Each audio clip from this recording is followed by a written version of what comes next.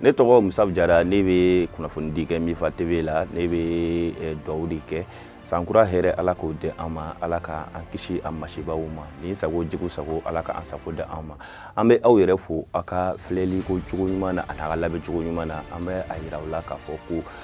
sankura in Ala kana baasi kɛ an ni aw si la an bɛ dugawu kɛ aw ye an yɛrɛ bɛ tila ka dugawu ɲini aw fɛ shukran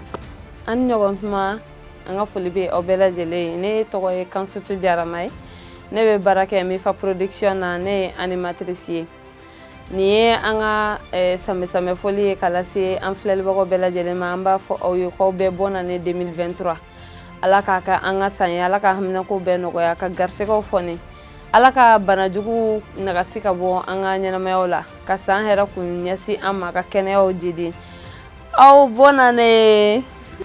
Malien cɛ ni muso denmisɛnnin mabakɔrɔba n ka foli bɛ aw bɛɛ ye n ka samɛ foli bɛ Malien bɛɛ ye ne tɔgɔ ye Cheikh Bougader Magasuba bɛɛ bɛ n wele Mumusu n ye Mifa Production kunnafoni dila ye sankura hɛrɛ Ala ka yira Malien bɛɛ la jamana nin tɔɔrɔ la an bɛ dugawu kɛ sankura min bɛ nalen nin ka kɛ hɛrɛ ye Mali ma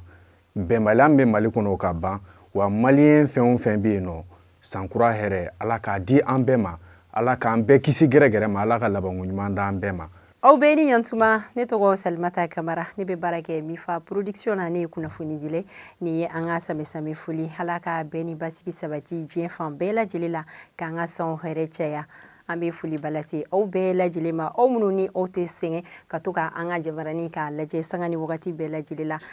Ala k'an ka sanw hɛrɛ caya a k'an bɛɛ o la aw bɛɛ ni ɲantuma ne tɔgɔ Yusuf Moktar Traoré ne bɛ baara kɛ Mifa Production na komi an bɛ ka bɔ san 2022 la ka taa san 2023 la an b'aw fo ka waleɲuman dɔn an suivili la ale ni an ka images partageli n'Ala sɔnna ma sankura minɛtɔ filɛ na Ala k'an bɛɛ ka haminako nɔgɔya k'an bɛɛ ka hɛrɛw sabati ni foli de tun bɛ ne bolo k'a di aw bɛɛ lajɛlen ma